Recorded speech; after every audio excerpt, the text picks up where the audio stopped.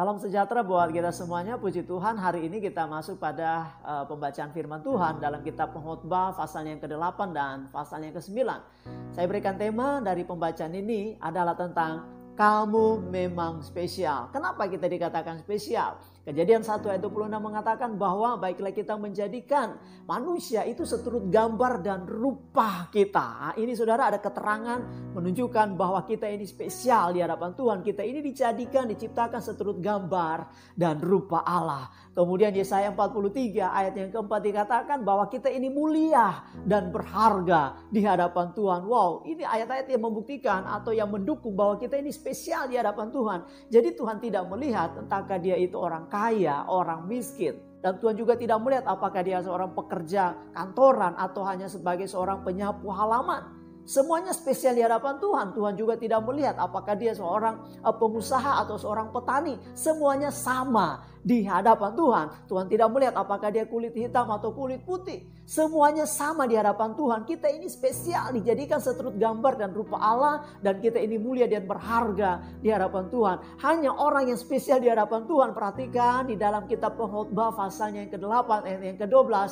Adalah yang pertama Bapak Ibu. Dia takut akan Tuhan. Sekali lagi sama-sama katakan, saya mau hidup takut akan Tuhan. Ayat 12 dikatakan dalam Pengkhotbah pasal yang 8, orang yang takut akan Tuhan disebut sebagai orang yang berbahagia. Dikatakan seperti ini, walaupun orang yang berdosa dan yang berbuat jahat 100 kali hidup lama, namun aku tahu bahwa orang yang takut akan Allah akan beroleh kebahagiaan. Perhatikan kembali Pengkhotbah pasal 8 ayat yang ke-12.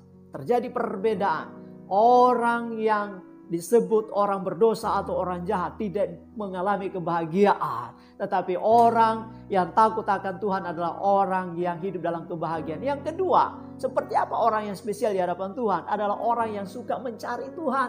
Dan ketika kita suka mencari Tuhan dalam doa, baca firman, Tuhan berjanji memberikan panjang umur di dalam kehidupannya. Ayat 13 Pengkhotbah 8. Tetapi orang yang fasik tidak akan beroleh kebahagiaan. Dan seperti bayang-bayang ia tidak akan panjang umur. Karena ia tidak takut terhadap hadirat Allah. Oh haleluya. Saudaraku diberkati Tuhan. Orang yang spesial tadi yang pertama adalah orang yang takut akan Tuhan. Dan ia mengalami kebahagiaan.